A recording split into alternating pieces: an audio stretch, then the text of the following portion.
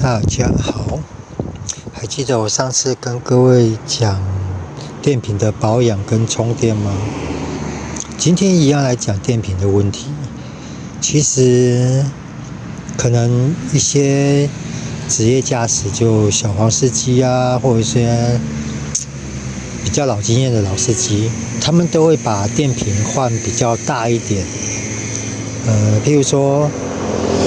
原厂是12伏特，然后55安培，他们可能会把它换成65安培，甚至70安培，就是尽量以体积不变，然后容量大一点的电瓶。那是因为如果你的电瓶，我先这样讲好了，以电瓶来说，如果你的电瓶状况很好，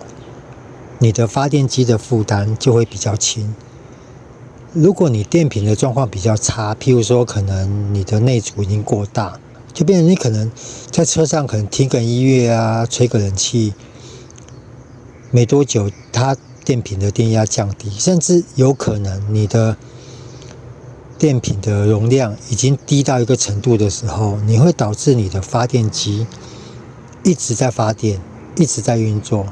当发电机在运作的时候，它不是单纯的空转而已哦，它会有个阻力在，那个阻力会造成引擎的负担，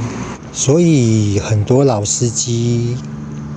都会把电瓶加大，它的原因大概就是在这边。那前一阵子很流行的逆电流啊，那些东西，其实它有点类似电瓶加大的原理，只是变成说逆电流这种东西，它是应付瞬间放电，它不是说就是增加电瓶的容量，它只是增加瞬间放电的速度而已。所以说，如果你的电瓶状况不好的话，可能你在开，你会发现可能车子会比较怎么说，有点顿顿的感觉。其实我那天充完以后，我在试开，我这几天在试开，我都有发现真的油门又比较轻快一点。那就是因为我的容量高于发电机它发电的那个门槛，就是说譬如说你可能你的容量掉到一个程度的时候，发电机就要赶快一直发电去补充它。就像很多人都知道你开冷气会重拖，因为它要背压缩机，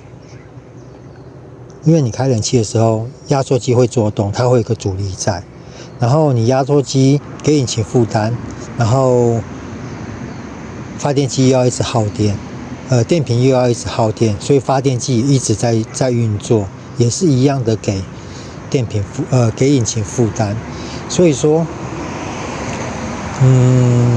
适度的加大电瓶容量是有好处的，但是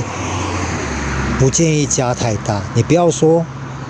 然后我只要绑得住就好，我只要锁得住，我不用管体积变多大，不能这样子哦。因为你如果电瓶加太大的话，当然了，你新电瓶的时候你可能没感觉，但是当你电瓶用到一个程度的时候，你的发电机会一直冲它。像上一次讲电瓶那一篇，我有讲到，你如果电瓶的状况很差的时候，电瓶一直发电，你会造成发电机的过度损耗，那个也会加速发电机的阵亡，增加发电机挂掉的几率。所以说，如果可以的话，适度的加大一点电瓶的容量，对车是有好处。然后还有就是，当你的电瓶如果真的状况不佳的时候，尽量不要拖，因为你电瓶状况不佳的时候，你可能会导致，其实像车子在运作的时候，烤耳在点火，然后车上的一些电器用品在运作，甚至一些监控系统、一些感应头，它们都是在耗电，它们都是在吃电瓶的电。那上一次讲电瓶那一篇我也有讲到，你要单纯的靠发电机把电瓶充到饱，真的很难。你新电瓶的时候可能有几率啊，但是那可能要很长时间的开，或者说，我是觉得几率真的不高啊。要真的能够把电瓶充到饱，很难啊。然后像以前认识一些玩汽车音响的朋友，他们可能会加装电瓶，他可能前面一颗，然后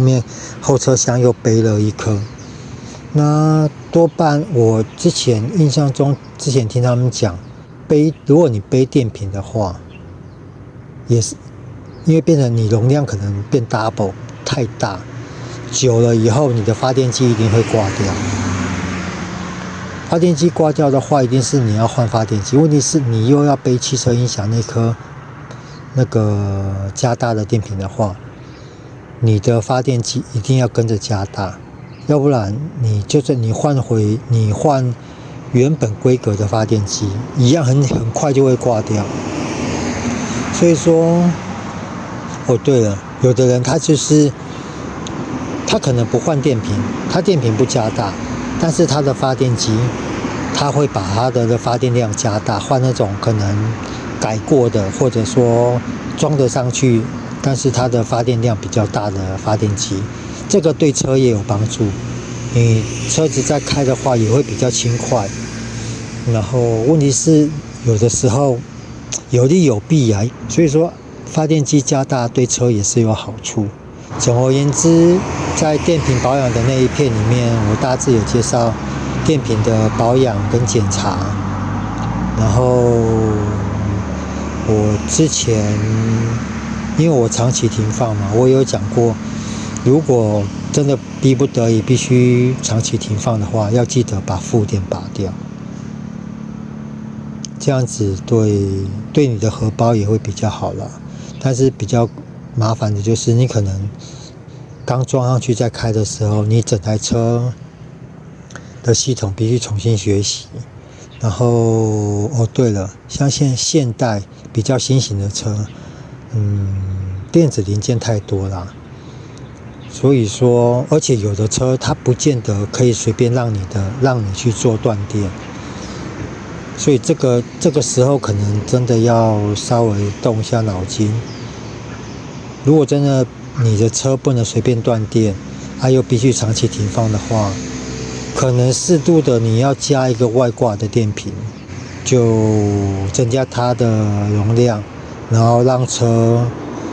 电瓶的消耗会比较慢，撑得比较久啦。因为现在很多车子，你如果电瓶放到没电，像我刚刚讲那种不能断电的车，